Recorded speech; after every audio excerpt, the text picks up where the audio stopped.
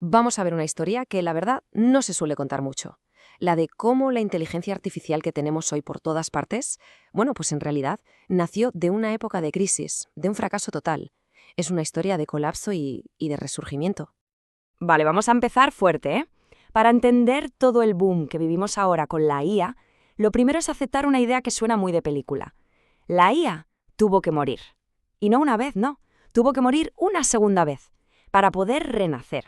Pues bien, esta historia arranca en un momento conocido como el segundo invierno de la IA.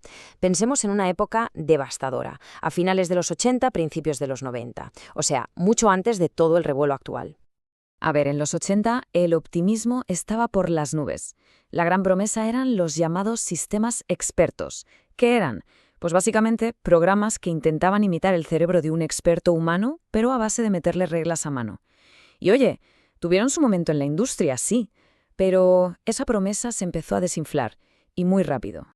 Entonces, ¿qué fue lo que falló? ¿Por qué se vino todo abajo? Pues fueron tres cosas, principalmente. Lo primero, los costes. Eran carísimos de mantener y actualizar, una auténtica locura de dinero. Segundo, su fragilidad. Eran como un castillo de naipes. Funcionaban genial para su tarea súper específica, pero en cuanto les sacabas un milímetro de ahí, se rompían. Y ya el golpe de gracia fue el hardware. Las máquinas especializadas en las que corrían, las máquinas Lisp, pues su mercado se hundió. Y claro, sin la base no había nada que hacer. No era sostenible.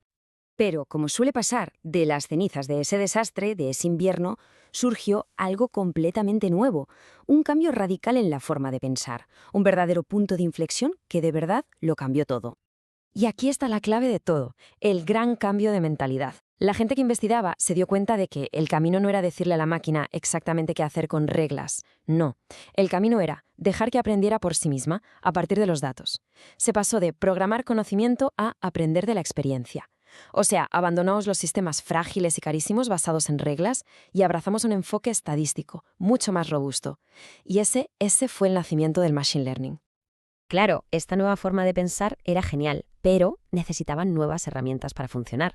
Y en los años 90, ¡boom!, hubo una explosión de nuevos algoritmos que hicieron posible esta visión.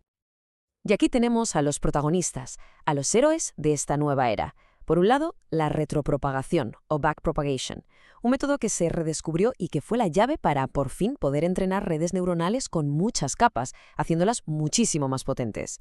Luego, los modelos probabilísticos, como las redes bayesianas, que trajeron el rigor de la estadística para que las máquinas pudieran manejar la incertidumbre. Y por último, las máquinas de vectores de soporte, o SVMs, que se convirtieron en una herramienta súper potente para clasificar cosas. Vale, para que veamos lo elegante que era una de estas nuevas soluciones, vamos a plantear un problema clásico del Machine Learning. Imaginemos que tenemos un montón de datos mezclados, puntos de dos colores. ¿Cómo los separamos si una simple línea recta nos sirve? Aquí es donde entra en juego una idea absolutamente genial, el llamado truco del núcleo o kernel trick que usaban las SVMs. La analogía del papel es perfecta, de verdad. Imagina que tienes todos esos puntos en una hoja de papel y no hay manera de trazar una línea para separarlos.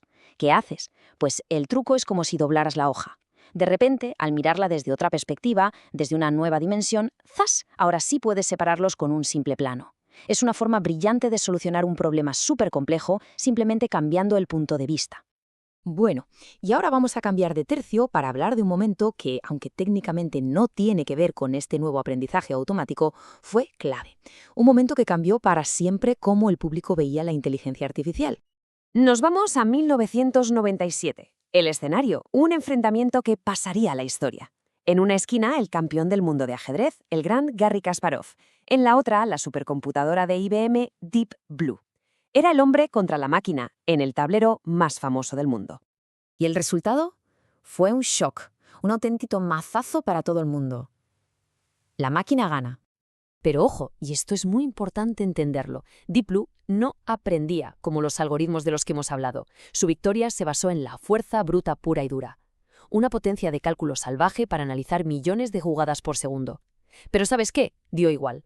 Simbólicamente fue un hito gigantesco. Demostró al mundo que una máquina podía vencer a la mente humana en su propio terreno, en un juego de intelecto puro. Y eso hizo que las empresas y el público volvieran a interesarse masivamente por la IA. Y así, con ese interés público y empresarial renovado por un lado, y con los nuevos algoritmos de aprendizaje listos por otro, esta historia de renacimiento nos lleva, casi sin darnos cuenta, a las puertas de la inteligencia artificial que conocemos hoy en día. En resumen, el segundo invierno había llegado a su fin. La crisis estaba superada. Los nuevos algoritmos estadísticos, los que aprenden de los datos, ya estaban ahí, madurando. Se había construido una base completamente nueva y mucho, mucho más sólida para todo lo que estaba por venir. Así que llegamos al final con una pregunta en el aire. La nueva filosofía ya estaba clara. Los algoritmos estaban listos.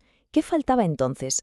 ¿Cuál era ese ingrediente secreto que faltaba para desatar la siguiente gran revolución, la que estamos viviendo justo ahora?